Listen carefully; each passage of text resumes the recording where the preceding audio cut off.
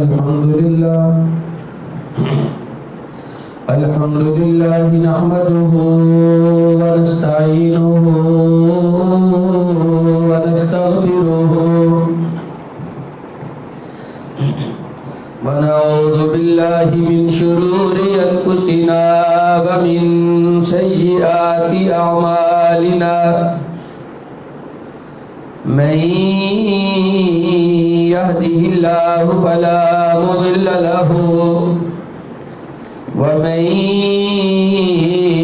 يضلل فلا هادي له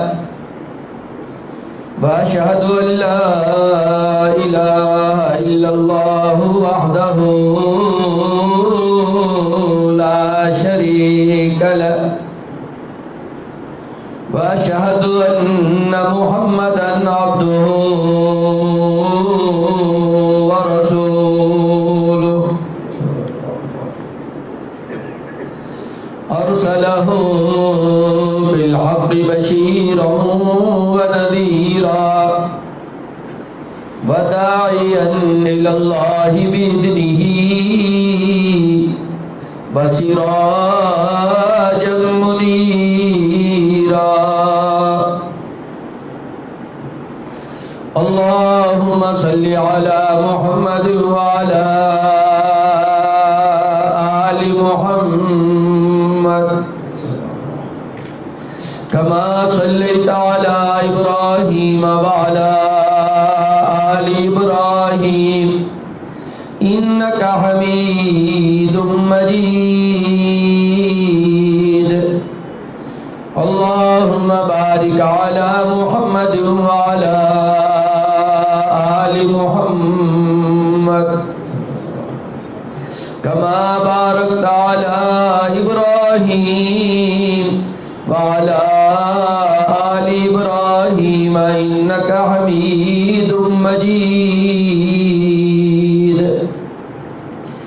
رب اشرح لي صدري ويسر لي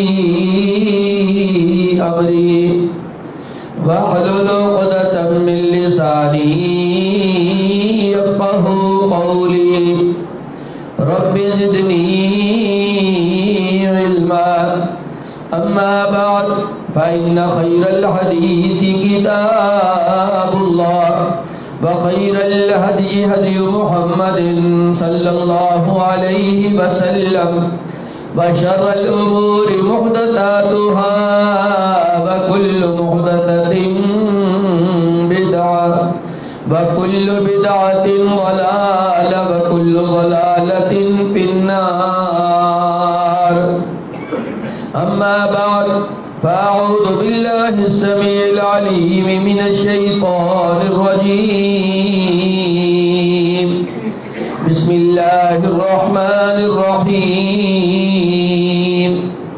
إن الذين آمنوا وعملوا الصالحات أولئك هم خير البرية جزاؤهم عند ربهم جنات عدن تجري من تحتها الأنهار خالدين فيها أبدا رضي الله عنهم ورضوا عنه ذلك لمن خشي ربه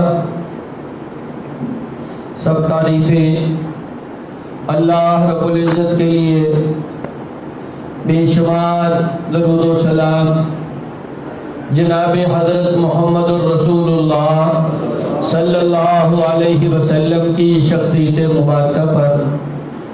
محترم حضرات، آپ کے سامنے 30ویں پارے سورۃ البینہ سے 2 آیات مبارکہ تلاوت کی ہیں۔ اللہ رب العزت ارشاد فرماتے ہیں، بے شک وہ لوگ جو ایمان لے آئے اور نیک اعمال میں زندگی گزاری، یہ ایسے لوگ ہیں جو پوری مخلوق میں سے بہترین لوگ ہیں۔ بہترین لوگ ہیں یہ جو ایمان لاتے ہیں اور نیک عمل کرتے ہیں۔ ان کا بدلہ ان کے رب کے پاس موجود ہے جنت کی شکل میں۔ جنت بھی جو عدن ہے اس کے نیچے نہریں چلتی ہیں، اس میں ہمیشہ ہمیشہ رہیں گے۔ اللہ ان سے راضی ہوگا اور یہ اللہ پہ راضی ہوں گے، اور یہ سارے درجے اس کو ملیں گے جو اپنے رب سے ڈرتا ہے۔ ایمان اور نیک عمل یہ ایک مومن کی زندگی کے دونوں حصے ہیں، لازم و ملزوم ہے۔ ایمان ہوگا تو نیک عمل بھی کرے گا، اگر نیک عمل نہیں کرتا، صرف دعویٰ کرتا ہے، تو اس دعوے کو سچا ثابت کرنے کے لیے اس کے پاس کچھ بھی نہیں ہے۔ یہ ایسے ہی ہے جیسے وہ کسی کلاس میں داخلہ تو لیتا ہے لیکن پڑھتا ہی نہیں ہے، اور خود کو سمجھتا ہے کہ میں جس حصے میں داخل ہوا ہوں یہ میری ڈگری پکی ہو گئی ہے، تو یہ اس کے لیے دھوکے کا سامان ہے، یہ اس کا خود فریبی میں مبتلا کرنا ہے۔ صرف داخلے سے انسان کو ڈگری نہیں مل جاتی، ڈگری ملتی ہے جب وہ اس کے لوازمات پورے کرتا ہے۔ آپ دیکھیں امہات المومنین نبی کریم علیہ الصلوۃ والسلام کی ازواج مطہرات کا کس قدر زیادہ مقام و مرتبہ ہے۔ اللہ رب العزت نے جب ان کی شان بیان فرمائی، ان کو بھی یہی بات فرمائی، وَمَن يَقْنُتْ مِنكُنَّ لِلَّهِ وَرَسُولِهِ وَتَعْمَلْ صَالِحًا نُؤْتِهَا أَجْرَهَا مَرَّتَيْنِ، کہ نبی کی بیویوں میں سے جو بھی اللہ اور اس کے رسول کی فرما بردار رہے گی اور نیک عمل کرے گی، وَتَعْمَلْ صَالِحًا، جو لوگ یہ کہتے ہیں نہیں جی ہماری بس نمازیں ہیں جی، روزے ہیں، ہم بس کلمہ پڑھ لیا، ہمارے اندر ہے سارا کچھ، جھوٹ بولتے ہیں، فریب دیتے ہیں، خود بھی دھوکہ کھاتے ہیں، لوگوں کو بھی دھوکہ دیتے ہیں۔ ازواج مطہرات کتنی پاک باز ہستیاں ہیں، مومنوں کی مائیں ہونے کا ان کو شرف حاصل ہے، نبی کریم علیہ الصلوۃ والسلام کی پاک بیویاں ہونے کا ان کو شرف حاصل ہے، اہل بیت ہونے کا ان کو شرف حاصل ہے۔ اس کے باوجود اللہ تعالیٰ فرماتے ہیں وَتَعْمَلْ صَالِحًا، نیک عمل کرے، پھر ہمارا وعدہ ہے نُؤْتِهَا أَجْرَهَا مَرَّتَيْنِ، ہم اس کو ڈبل اجر عطا فرمائیں گے، کیونکہ وہ نبی کریم کی بیویاں ہیں علیہ الصلوۃ والسلام۔ نیک عمل، ایمان لے آئے، نیک عمل میں زندگی گزارے۔ اللہ فرماتے ہیں پوری مخلوق میں سے یہ بندہ بہترین ہے اللہ کے ہاں مقام و مرتبے کے لحاظ سے۔ نبی کریم علیہ الصلوۃ والسلام نے بھی اللہ رب العزت کے اس پیغام کو اپنے ماننے والوں تک پہنچایا، نہ صرف آپ نے پہنچایا بلکہ آپ نے ان سے عمل کروانے کے لیے بھی بہترین انداز اختیار کروائے تاکہ صحابہ کی زندگیوں میں نیک اعمال داخل ہو جائیں، اور پھر آپ اس طرح کی انداز اپناتے زندگی میں کہ نیک اعمال کرنے پر صحابہ کو شوق پیدا ہوتا، مزید ترغیب ملتی، اور پھر ان اعمال کے بدلے میں اللہ تعالیٰ نے بھی مرتبے بیان فرمائے اور نبی کریم علیہ الصلوۃ والسلام نے بھی مرتبے بیان فرمائے، تاکہ قیامت تک آنے والے مسلمانوں کی زندگیوں میں ایمان بھی داخل ہو جائے، نیک اعمال داخل ہو جائے، اور نیک عمل کرنے کا شوق بھی پیدا ہو جائے، کیونکہ عمل ہوتا ہے شوق سے۔ اگر شوق نہیں ہے نا، شیطان غالب آ جاتا ہے۔ اندر آپ کے شوق بھرا ہوا ہونا چاہیے، یہ عمل کرنا ہے، یہ عمل کرنا ہے۔ جیسے روپیہ کمانے کا ہم کوئی موقع ضائع نہیں ہونے دیتے، نیک عمل جہاں بھی مل جائے اور آپ اس کے لیے کوشش کر سکتے ہو، فوراً اس کے لیے کوشش کرنی چاہیے۔ نبی کریم علیہ الصلوۃ والسلام نیک اعمال پر کس قدر حریص تھے اور اس کا کس قدر زیادہ شوق رکھتے تھے۔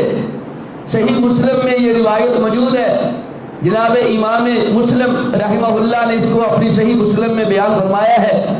سیدنا ابو ہریرہ رضی اللہ تعالیٰ عنہ بیان فرماتے ہیں ایک روز نبی کریم علیہ السلام اپنے اصحاب میں موجود تھے تو آپ نے ان سے سوال پوچھا، سب کو مخاطب کر کے پوچھا، من اصبح منکم صائما، آج تم میں سے کسی نے نفلی روزہ رکھا ہے؟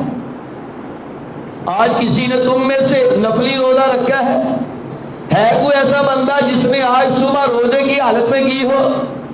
جناب سیدنا ابو بکر صدیق رضی اللہ تعالیٰ عنہ عرض کرنے لگے، آقا آنا، میں نے آج کی صبح نفلی روزے سے کی ہے، آج میں نے روزہ رکھا ہے نفلی۔ نبی کریم علیہ السلام نے دوسرا سوال پوچھا، فمن تبع منکم اليوم جنازۃ، آج تم میں سے کسی نے کسی کی نماز جنازہ میں شرکت کی ہو، میت کے ساتھ اس کے پیچھے چلا ہو تاکہ وہ نماز جنازہ ادا کر سکے، ہے کوئی ایسا جس نے آج یہ عمل کیا ہو؟ جناب سیدنا حضرت ابو بکر صدیق رضی اللہ تعالیٰ عنہ پوری محفل میں سے عرض کرنے لگے، قال انا، اللہ کے رسول صلی اللہ علیہ وسلم، آج میں نے ایک جنازے میں شرکت کی ہے، میں نے نماز جنازہ ادا کی ہے۔ نبی کریم علیہ السلام نے پوچھا، فمن عاد منکم اليوم مریضا، تم میں سے کوئی ایسا بندہ ہو جس نے آج کسی مریض کی عیادت کی ہو، کسی بیمار کا پتہ کرنے تشریف لے کر گیا ہو، عیادت کرنے کے لیے گیا ہو؟ اللہ اکبر، اللہ اکبر، کیا نصیبیں ہیں سیدنا حضرت ابو بکر صدیق رضی اللہ تعالیٰ عنہ کے۔ عرض کی محبوبم آنا، آج میں نے مریض کی عیادت بھی کی ہے۔ تینوں سوال پوچھے میرے نبی کریم علیہ السلام نے، پوری محفل میں یہ سعادت جناب سیدنا حضرت ابو بکر صدیق کے حصے میں آئی ہے رضی اللہ تعالیٰ عنہ۔ نفلی روزہ بھی رکھا ہے، نماز جنازہ بھی ادا کی ہے، مریض کی عیادت بھی کی ہے۔ نبی کریم علیہ السلام نے اپنی زبان نبوت سے فرمایا، وہ زبان جس کے بارے میں آپ علیہ السلام نے فرمایا، ان اتبع الا ما یوحی الی، دنیا کے لوگوں میں تم سے وہی بات کرتا ہوں جس کی مجھے اللہ وحی بھیجتے ہیں۔ وحی والی زبان سے آقا علیہ السلام نے فرمایا، مجتمعنا فی امرئ الا دخل الجنہ، یہ والی خوبیاں تینوں کی تینوں اگر کسی میں جمع ہو جائیں، یعنی اس دن اس نے نفلی روزہ بھی رکھا ہو اور اس نے کسی کی میت کے ساتھ جا کر کے اس کی نماز جنازہ بھی ادا کی ہو اور اسی دن اس نے کسی مریض کی عیادت بھی کی ہو، یہ تینوں خوبیاں جس بندے میں بھی جمع ہو جائیں۔ بات شروع کی ہے صحابہ سے، عمل ایک کے حصے میں آیا ہے اس دن جناب ابو بکر صدیق رضی اللہ تعالیٰ عنہ کے، لیکن بشارت قیامت تک آنے والے مسلمانوں کے لیے، قیامت تک آنے والے مسلمانوں کے لیے۔ مجتمع نبی امرین الا دخل الجنہ، نبی کریم علیہ السلام نے فرمایا جس میں یہ تینوں خوبیاں جمع ہو جائیں اللہ اس کو جنت میں داخل کر دیں گے۔ تینوں خوبیاں جمع ہو جائیں، کس قدر بہترین عمل ہے یہ، نیک عمل ہے۔ فرضی عمل تو کرنے ہی کرنے ہیں بھائی، فرض کے بغیر تو گزارا ہی نہیں ہے۔ نیک اعمال میں فرضی اعمال بھی داخل ہے، نفلی اعمال بھی داخل ہے۔ رمضان گزر گیا، ہم نے الحمدللہ رمضان میں کئی نفلی عمل کیے، الحمدللہ، اللہ تعالیٰ قبول فرمائے۔ تو کیا باقی زندگی خالی ہو جائے؟ نہیں میرے بھائی، مومن بندہ جنت کا حریص ہوتا ہے، ہر وہ عمل جو اس سے جنت میں لے جائے۔ آپ دیکھیں نفلی روزے کا اجر کس قدر زیادہ ہے۔ نبی کریم علیہ السلام نے فرمایا جس بندے نے ایک نفلی روزہ رکھا اللہ کو راضی کرنے کے لیے، اللہ کی راہ میں، اللہ اس کے چہرے کو جہنم سے 70 سال کی مسافت جتنا دور کر دیتے۔ 70 خریفا، 70 سال، اتنا فاصلہ ایک نفلی روزے کا اجر ہے۔ اور رہی کسی میت کے ساتھ نماز جنازہ ادا کرنے کے لیے جانا. نبی کریم علیہ الصلوۃ والسلام نے فرمایا جو کسی جنازے میں شریک ہوتا ہے, نماز جنازہ ادا کرتا ہے, اللہ تعالیٰ اس کو ایک قیراط کے برابر اجر عطا فرمائے. صحابہ نے پوچھا قیراط کیا ہوتا ہے اللہ کے رسول صلی اللہ علیہ وسلم؟ آپ نے فرمایا احد پہاڑ کے برابر صدقہ کرنے کا اجر ملتا ہے. احد پہاڑ کے برابر کسی نے صدقہ کر دیا. ساری دولت بھی کسی کے پاس جمع ہو جائے, اپنی طاقت کے مطابق وہ ساری خرچ کر دے, احد پہاڑ کے برابر نہیں ہو سکتی. احد پہاڑ میلوں میں پھیلا ہوا ہے, لیکن یہاں پر ہمارے لیے ایک المیہ ہے. مجھے لگتا ہے کم لوگ ہی ہم میں سے ایسے ہیں جو اجر لینے کے لیے نماز جنازہ میں شریک ہوتے ثواب کی نیت سے. ورنہ یہ میرا ہمسایہ ہے, یہ کہے گا فلاں نہیں آیا, دکاندار ہے میرا, میرے دوست کا عزیز ہے, یہ میرے سسرال کی طرف سے رشتہ دار ہے, نہ گیا تو ناک نہیں رہتا, فلاں بات ایسی ہو جائے گی, فلاں ایسی ہو جائے گی. ہم کبھی یہ سوچ کر نہیں گئے کہ یہ مسجد کا ہمارے ساتھ نمازی تھا, تعلق چاہے نہیں ہے لیکن 5 وقت کا نمازی تھا, علم ہوا فوت ہو گیا, کوئی تعلق نہیں, ویسے کوئی رشتہ داری نہیں, صرف میں جاؤں نماز جنازہ میں شرکت کروں, مجھے کچھ جاننے والا بھی نہ ہو, جنازہ ادا کروں, اللہ سے اجر کی امید رکھوں اور گھر آ جاؤں, شاید ہی کوئی ایسا رہ گیا. اور جو جاتے ہیں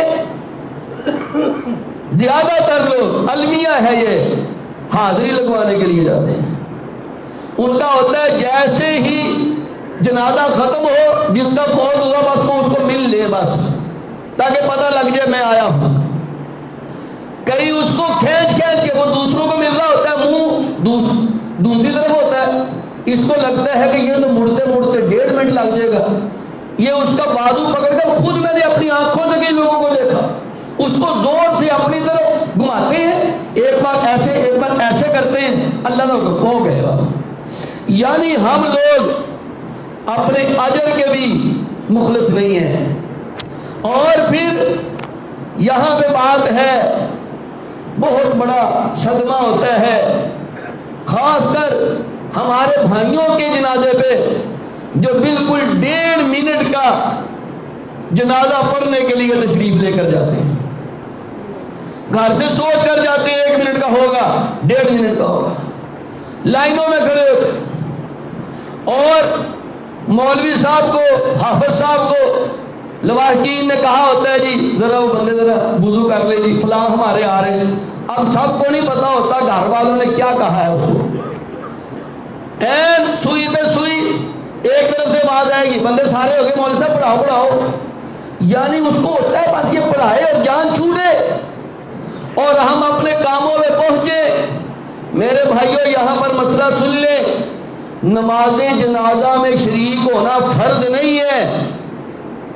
نماز جنازہ میں شریک ہونا فرض نہیں ہے, فرض کفایہ ہے. رشتہ داروں میں سے چند رشتہ دار چلے جائیں, سب کی طرف سے ادا ہو جاتا ہے. محلے میں سے چند لوگ آ جائیں, سب کی طرف سے ادا ہو جاتا ہے. علاقے میں سے چند لوگ آ جائیں, سب کی طرف سے ادا ہو جاتا ہے. سب کا آنا فرض نہیں ہے, لیکن جو آ جائے اس پر فرض ہے کہ نبی کریم علیہ الصلوۃ والسلام نے فرمایا اذا صلیتم علی المیت فاخلصوا له الدعاء, جب تم میت پر نماز جنازہ ادا کرو تو اس کے لیے خالص ہو کے دعا کرنی. یہ فرض ہے, آنا فرض نہیں. ہم نے آنے کو فرض سمجھ لیا ہے, خالص ہو کے دعا کرنے کو کاروائی سمجھ لی ہے. اکثر لوگوں سے میں نے سنا مولوی صاحب نے بہت لمبا جنازہ پڑھا ہے, بہت لمبا. بھی تم نہ پڑھتے نہیں, تم میں طاقت نہیں تھی نہ آتے. اگر آنا تھا کھڑا نہیں ہوا جاتا, کرسی لے آتے. نہیں لا سکے نیچے بیٹھ جاؤ, کوئی بات نہیں. نہیں پڑھا گیا ختم کر دو، پیچھے بیٹھ جاؤ۔ اللہ کے بندو، میت کو تو اس وقت دعاؤں کی ضرورت ہے، اس کے ساتھ تو مولوی سے دھوکھا نہ کرواؤ، اس کے ساتھ تو زیادتی نہ کرواؤ۔ اور تمہیں باہر کی دودھ کی فکر ہے، اس کے آگے پورا میدان حشر ہوتا ہے، اس کے آگے قبر کی سختی ہوتی ہے، اس کے سامنے اس کے سارے اعمال ہو چکے ہوتے ہیں، اب وہ تیری میری دعاؤں کا محتاج ہوتا ہے۔ ہم دنیا میں اپنے عزیز کے لیے 4-4 گھنٹے کچہریوں میں کھڑے رہتے ہیں، تھانے کی پنچایت ہو 5-5 گھنٹے لوگوں کو دیکھا، اور تفتیشی کہتا ہے میں ذرا باہر آیا تھی، کل وہ آیا جائے، کل وہ پھر کھڑے ہوتے تھے۔ یہاں تو چاہتا ہے میرا بچہ بچ جائے، میرا بھائی بچ جائے، میرا دوست بچ جائے، تھانے کے چکروں سے، کچہری کے چکروں سے۔ تجھے کیا ہو گیا مسلمان؟ کیا تو یہ نہیں چاہتا تیرا عزیز، تیرا بھائی اللہ کی سختی سے بچ جائے؟ تو اللہ کے حضور رو رو کر کے دعا کر دے، مولا اس کو معاف کر دے، ایسے تو اجر نہیں ملنا۔ اتنا بڑا اجر اللہ نے کس لیے رکھا ہے؟ یہ اپنے بھائی کے لیے مخلص ہے، جو اپنے بھائی کے لیے مخلص ہے، انسان ہو کر وہ رحمان ہو کر پھر رحمت کیوں نہ کرے؟ تو جب انسان ہی نہیں بنتا، آنا فرض نہیں ہے، یہ بات یاد رکھ لو۔ نماز جنازہ، اللہ اکبر، نبی کریم علیہ الصلوۃ والسلام اتنی دعائیں کرتے، اتنی دعائیں کرتے، ایک میت پہ آپ نے اتنی دعائیں مانگی، صحابی کہتے ہیں میرے دل میں خیال آیا کاش اس کی جگہ میں فوت ہو چکا ہوتا تو محبوب کی دعائیں میرے حصے میں آتی۔ آپ کیا کرتے ہیں؟ اچھا دوسرا دیکھیں، نفسیات ہے، بس سارے مولوی اتنی دیر لگا دیتے ہیں۔ یہ جو نماز جنازہ 1 منٹ کا پڑھاتے ہیں نا، یہ بھی پہلے 10-15 منٹ تو تقریر میں لگا دیتے ہیں، پھر جو جنازہ نماز میں پڑھنا پہلے اونچی پڑھ کے بتاتے ہیں، یہ پڑھا جائے گا، اس کا مطلب ہے نیت کے بغیر چاہے سارا ہی پڑھ دو، وہ بتاتے ہیں، پھر سلام پھیر کے 10 منٹ کی پھر دعا کرتے ہیں۔ اچھا وہ سارا کوئی ٹائم اتنا ہی، یہ نماز میں اللہ کے حضور جو نماز اس لیے رکھ دی ہے، آپ دیکھیں نا اس نماز میں نہ رکوع ہے نہ سجدہ ہے، رکوع والی نماز اللہ کے لیے، سجدے والی نماز اللہ کے لیے، یہ نماز میت کے لیے ہے، اجر اللہ سے لینا ہے، وہ اللہ کی عبادت ہے، اگرچہ دعا کے معنی میں یہ بھی عبادت ہی ہے، لیکن اس کو بطور مسلمان کے لیے پروٹوکول رکھا ہے، پوری نماز اس کو دے دی اور اس کے لیے دعائیں مانگو، تعریفیں کرو اللہ تعالیٰ کی، سورہ فاتحہ پڑھو، قرآن پڑھو، درود پڑھو، پھر رو رو کے کہو یا اللہ یہ تیرا کمزور بندہ ہے، یہ تیرا گناہ گار بندہ ہے، اس کو معاف کر دے یا اللہ، رحمت کر دے۔ جو خلوص اور جو خشوع خضوع نماز کے اندر پیدا ہوتا ہے باہر نہیں ہو سکتا۔ لوگ مانگتے نہیں، مانگنا نہیں چاہتے۔ ہم نے کئی بار دیکھا ہے، ہمیں جیسے کئی لوگ دیکھتے ہیں نا ان کو پتہ لگ جاتا ہے آج پھر آپ صاحب آئے تھے، پہلے کہتے ہیں آج پھر آپ صاحب آئے تھے۔ کئی ہمارے قریب آ کر کہتے ہیں چھوٹا کرایا جی، میں تو بھائی کہہ دیتا ہوں کہ بھائی میرے تو آدھی فکر نہیں، میں تو میت واسطے آیا بھائی، میں نے نہیں تمہیں دیکھنا دکھنا، اللہ نے چونکہ میرے دن میں ڈیوٹی لگ گئی ہے، لوگوں کے دلوں میں اللہ نے بات ڈال دی ہے، میرا اللہ نے ان کی نظر میں اچھا گمان بنا دیا ہے، میں آ گیا ہوں، میں نے اپنے طور پہ کوشش کرنی ہے، رونا نہ بھی آئے رونے جیسی شکل بنا کے اس کے لیے دعا کروں گا، بھائی میں تمہارے لیے آیا ہی نہیں ہوں، کوئی ناراض ہوتا ہے ہو جائے، پہلے ہی پتا ہے نا کہ میں تو بھائی نہ پڑھو نہ بہ جاؤ پیچھے، لیکن کیا ہو گیا ہے معاشرے کو، یقین کرے رونا آتا ہے۔ یہ 3-4 دن پہلے میں گیا نماز جنازہ پڑھانے کے لیے، میری ایک طبیعت ہے میں عید کے خطبے کو زیادہ لمبا نہیں کرتا اور جنازے پہ پہلے زیادہ بیان نہیں کرتا۔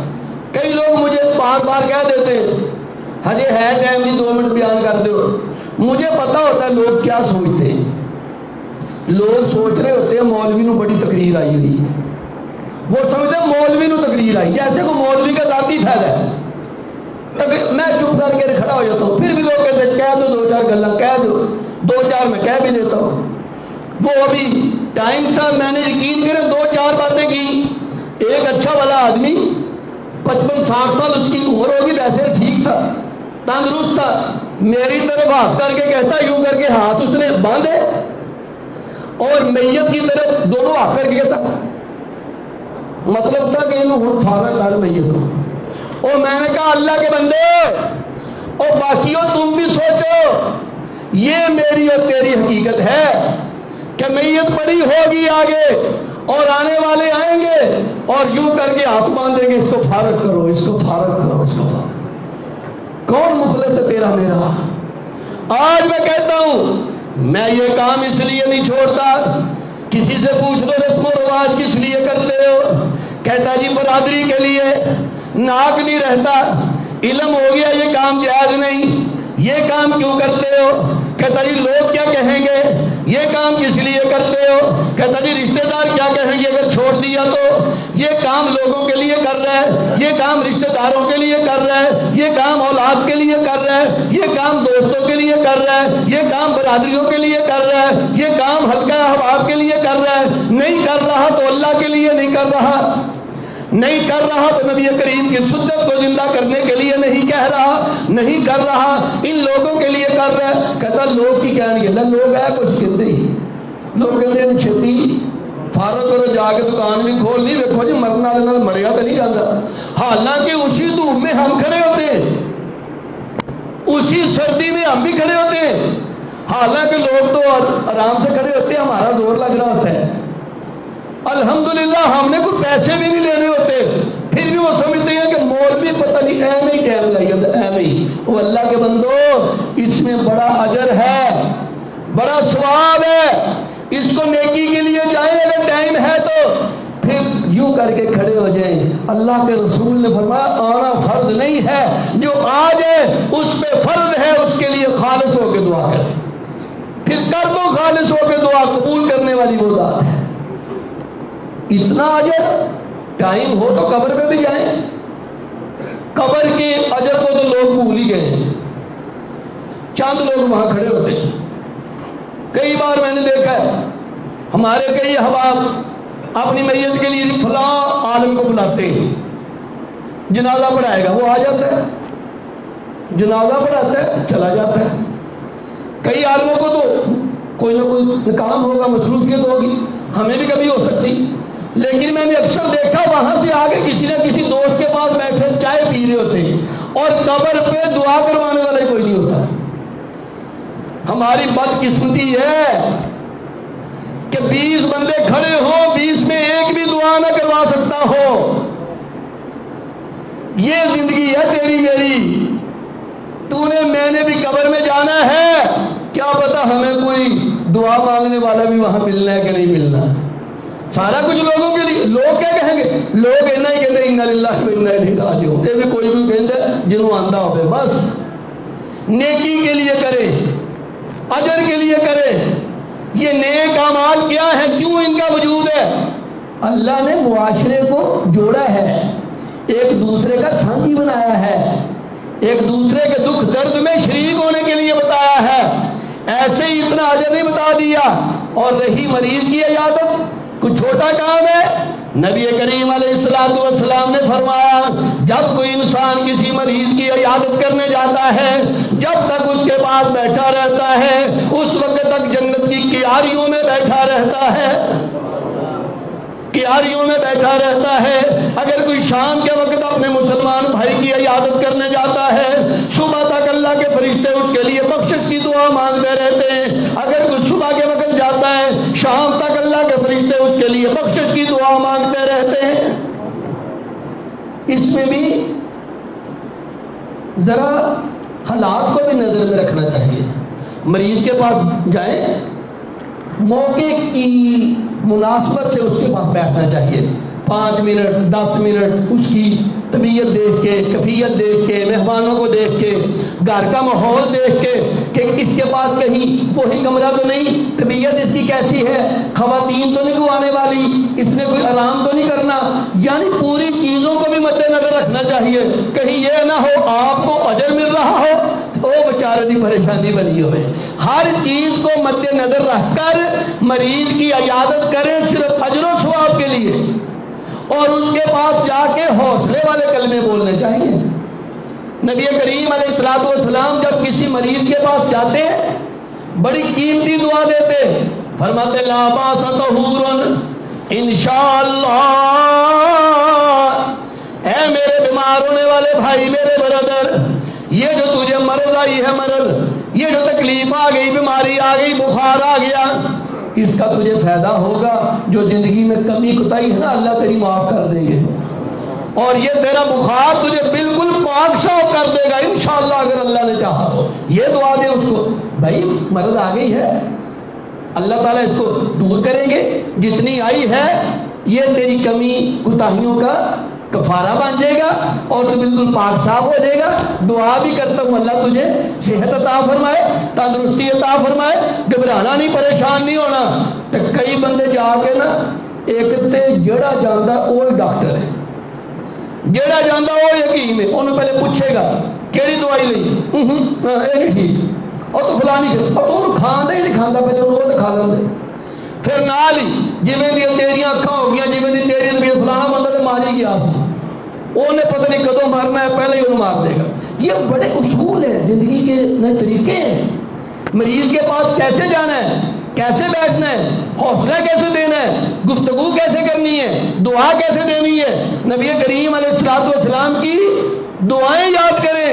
آپ جب کسی مریض کے پاس جاتے دعا مانگتے، اللہم اذہب الباس رب الناس واشفی انت الشافی لا شفاء الا شفاؤک شفاء لا یغادر سقما۔ اے اللہ اس مریض کی مرض دور کر دے، اے اللہ اس کی تکلیف دور کر دے۔ اللہ تیرے سوا کوئی تکلیف کو دور نہیں کر سکتا، تیرے سوا کوئی شفا نہیں دے سکتا۔ آپ مریض کے لیے دعائیں مانگے، اس کو حوصلہ دیں اور اجر و ثواب کی نیت سے جائیں۔ اگر مریض کے پاس ٹائم ہے، آپ کے پاس بھی ٹائم ہے، زیادہ دیر بیٹھ جائے، اس کو ذرا دیکھیں، اس کو اٹھا کر بٹھانے والا تو نہیں، اس کو پانی پلانے والا تو نہیں، اس کا بستر صحیح کرنے والا تو نہیں، کر دیں۔ اتنا اجر لینا ہے، جنت کے باغ میں بیٹھے ہوتے ہیں آپ لوگ، جنت کے باغ میں۔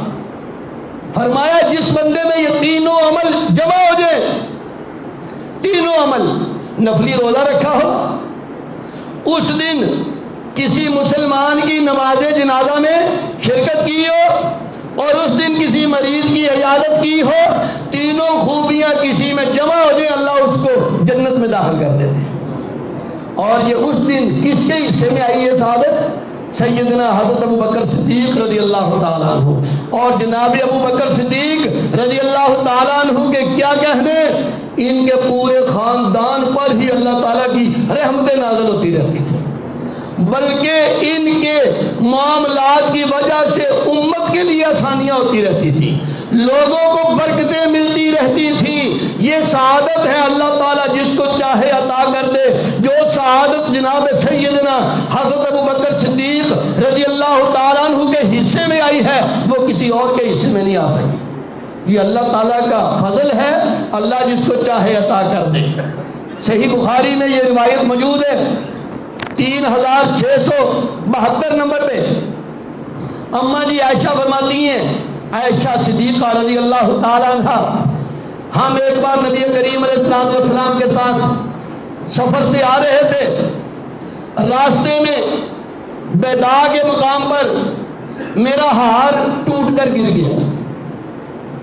میں نے نبی کریم علیہ السلام کو بتایا میرا ہار گر گیا ہے، لہذا پڑاؤ اسی جگہ پہ رکا رہ گیا۔ آپ نے فرمایا پہلے ڈھونڈو، تلاش کرتے رہے، ہار نہ ملا۔ جگہ ایسی تھی وہاں پہ کوئی پانی کا چشمہ نہیں تھا اور لوگوں کے پاس بھی پانی نہیں تھا، جو پاس پانی تھا وہ بھی ختم ہو گیا، چشمے والی جگہ بھی نہیں تھی، لوگ بڑے پریشان ہو گئے، خود بھی پیاسے، سواریاں بھی پیاسی، وضو کرنے کے لیے بھی پانی نہیں۔ صحابہ کی جماعت بڑی پریشان ہوئی۔ بطور شکایت نبی کریم علیہ السلام کے یار ثانی اثنین حضرت ابوبکر صدیق رضی اللہ تعالیٰ عنہ، سیدہ ام المومنین حضرت عائشہ صدیقہ کے والد گرامی رضی اللہ تعالیٰ عنہما ان کی خدمت میں آ گئے، کہنے لگے دیکھ تیری بیٹی کی وجہ سے مسئلہ پیدا ہو گیا ہے، اس نے اپنے ہار کا خیال نہیں رکھا، ہار ٹوٹ کے گر گیا ہے، پورے قافلے کو رکنا پڑ گیا، اب جس جگہ پہ رکے ہیں پانی بھی نہیں اور خود کے پاس بھی پانی نہیں، بڑی پریشانی ہے۔ جناب ابوبکر صدیق رضی اللہ تعالیٰ عنہ فوری طور پر اماں جی کے پاس آئے، اپنی بیٹی کے پاس آئے۔ انہوں نے کیا منظر دیکھا، اماں جی حضرت عائشہ صدیقہ رضی اللہ تعالیٰ عنہ بیٹھی ہوئی ہے اور نبی کریم علیہ السلام کا سر مبارک ان کی ران کے اوپر ہے اور نبی کریم سوئے ہوئے ہیں، اپنی اہلیہ کی ران کے اوپر سر ہے اور نبی کریم سوئے ہوئے ہیں۔ جناب ابوبکر صدیق رضی اللہ تعالیٰ عنہ آگے پاس بیٹھ گئے۔ اماں جی فرماتی ہے مجھے میرے باپ نے ڈانٹنا شروع کر دیا، مجھے کہتے حبستی رسول اللہ والناس ولیسوا علی مائن ولیس معہم ماء، تو نے اللہ کے رسول کو اور لوگوں کو ایسی جگہ پہ روک دیا ہے جہاں ان کے پاس خود بھی پانی نہیں اور پانی والی جگہ بھی نہیں۔ یہ تم نے کیوں نہیں خیال کیا؟ آپ کو ڈانٹ رہے تھے اور اپنے ہاتھ کے ساتھ اپنی بیٹی کے پہلو میں جیسے بندہ ڈانٹتے ہوئے ایسے ایسے کرتا ہے، تو نے کیوں نہیں پانی اپنے ہاتھ کا خیال کیا؟ تیری وجہ سے معاملہ پیدا ہو گیا۔ اماں جی فرماتی ہیں میں وضاحت تو دینا چاہتی تھی، تشریح تو کرنا چاہتی تھی، اپنا مدعا تو بیان کرنا چاہتی تھی، لیکن میں نے حرکت بھی نہیں کی، میں بولی بھی نہیں، میں نے وضاحت بھی پیش نہیں کی، کہیں میرے بولنے کی وجہ سے، میری حرکت کرنے کی وجہ سے میرے محبوب کی نیند میں خلل نہ آ جائے، میرے محبوب کی نیند نہ کہیں خراب ہو جائے۔ میں بالکل ساکت بیٹھی رہی، باپ کے سخت لفظ سنتی رہی، وضاحت بھی پیش نہیں۔ کتنی محبت تھی نبی کریم علیہ السلام سے۔ یہ باتیں کرنے والے چاہے کرتے رہے، کہنے والے کہتے رہے، اور یہ بات یاد رکھ لیں، بڑی بات، اللہ اس کی زندگی میں برکت دے۔ حضرت علامہ مولانا عطا بندیالوی صاحب حافظہ اللہ تعالی، جب صحابہ کی باری آتی ہے وہ دو الفاظ میں یہ گفتگو فرماتے ہیں، اللہ ان کی یہ محنت قبول فرمائے۔ وہ کہتے ہیں سن لو، جو صحابہ کی شخصیات ہے نا یہ کتابی شخصیات نہیں ہے، صحابہ کی شخصیات کتابی نہیں ہے، تاریخی نہیں ہے۔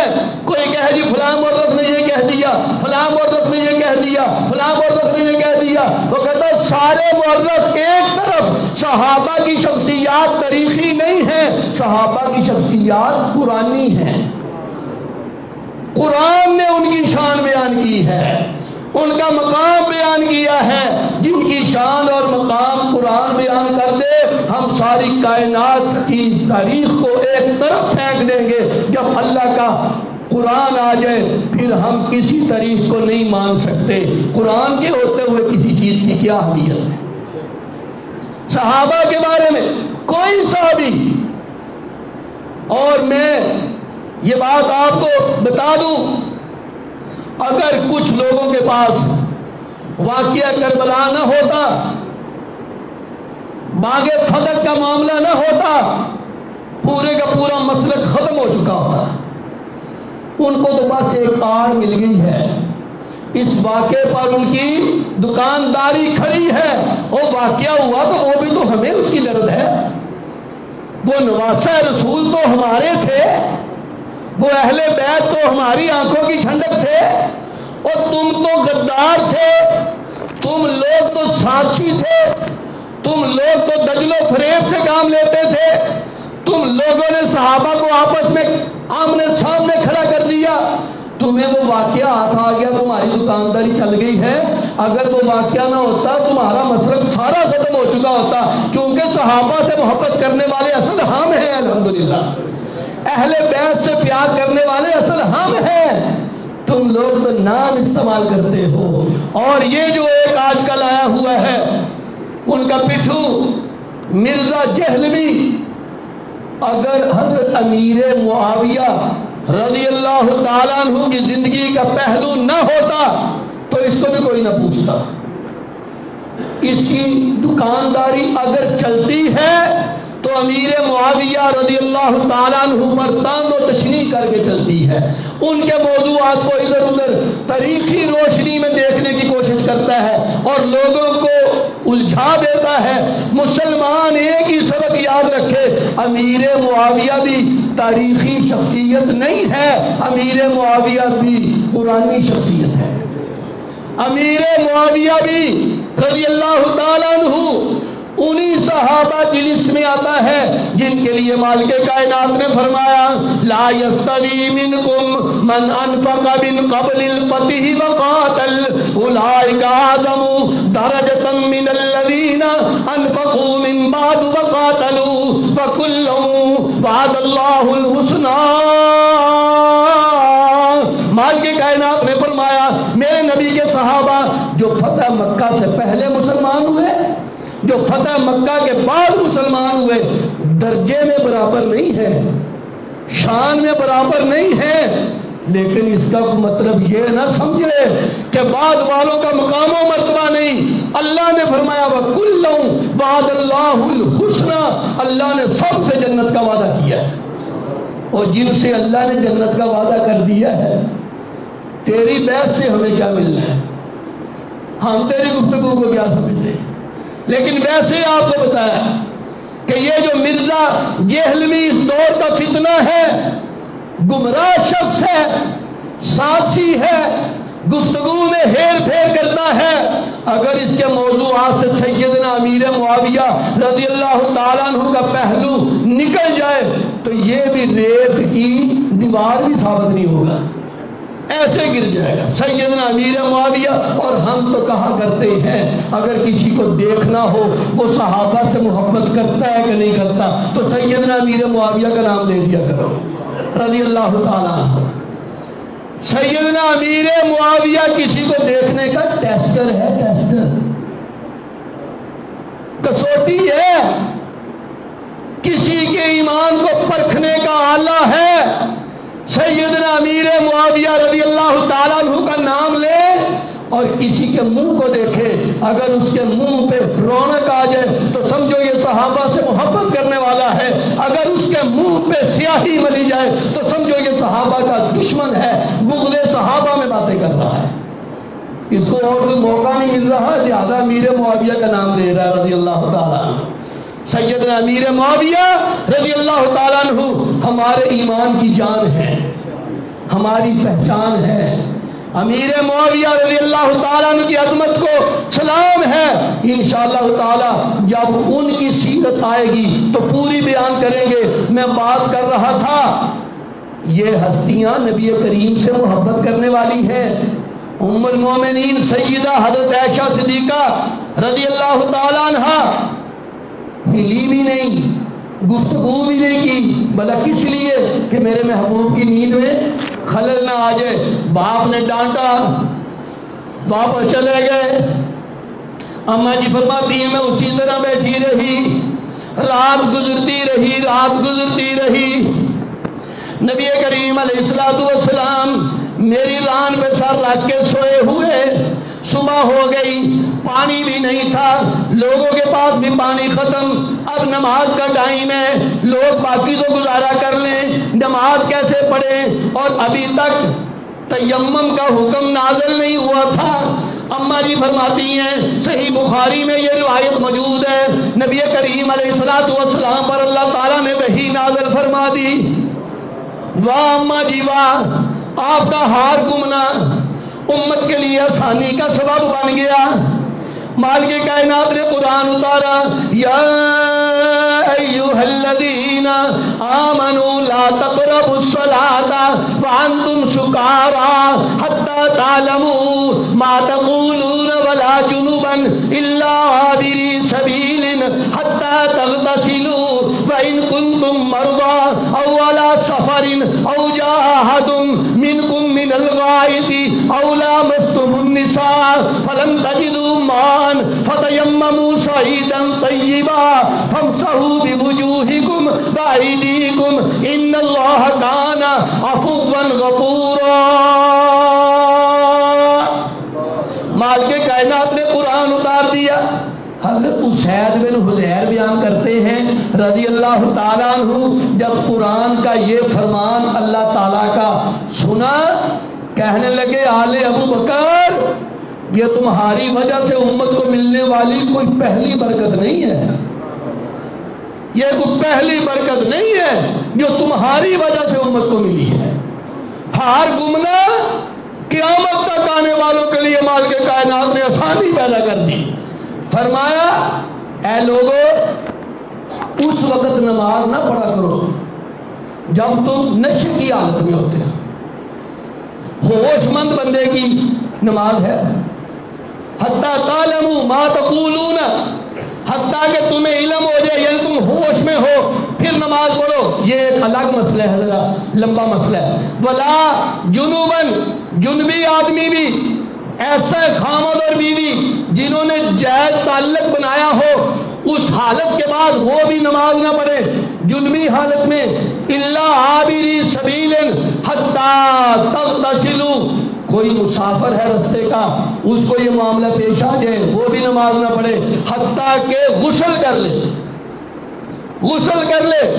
پھر فرمایا کہ ان کنتم مرضی، اگر تمہیں کوئی مرض ایسا آ جائے غسل نہیں کر سکتے، وضو نہیں کر سکتے، او علی سفر، یا تم لوگ کسی سفر پر ہو، او جاء احد منکم من الغائط، یا تمہیں کوئی قضائے حاجت ہو گئی ہے، چھوٹا پیشاب یا بڑا پیشاب ایسے کہہ لے، وہ ضرورت پیش آ گئی ہے، او لامستم النساء، یا خامد بیوی نے اپنا جائز تعلق قائم کیا ہے، پھر کیا کریں؟ فلم تجدوا ماء، اور تمہیں پانی نہ ملے، پانی نہ ملے. یہ وہ بندے بھی یاد کر لیں مسئلہ، کسی عذر کی بنا پر آپ کے پاس پانی ہے نہیں یا عذر کی وجہ سے آپ پانی استعمال نہیں کر سکتے، نماز نہیں بندہ لیٹ کر سکتا.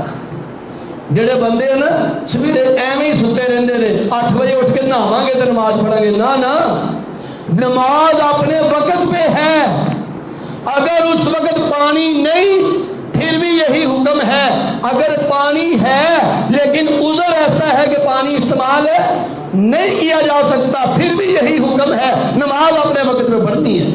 کتنی آسانی دی ہمارے کائنات. فرمایا کوئی بندہ بیمار ہے، مسافر ہے، قضائے حاجت ہو گئی ہے، خاوند بیوی کا رشتہ قائم ہو گیا ہے، فلم تجدوا ماء، پانی نہیں ہے، فتیمموا صعیدا طیبا، پاک مٹی سے تیمم کر لیا کرے.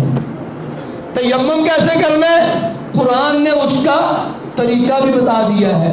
2 جگہ پہ یہ طریقہ ہے، 5ویں پارے میں بھی 6 پارے میں بھی، سورہ نساء میں بھی سورہ مائدہ میں بھی. فرمایا فامسحوا بوجوہکم وایدیکم، پاک مٹی سے اپنے چہرے پہ ہاتھ پھیر لیا کرو اور اپنے ہاتھوں پہ ہاتھ پھیر لیا کرو. کیسے؟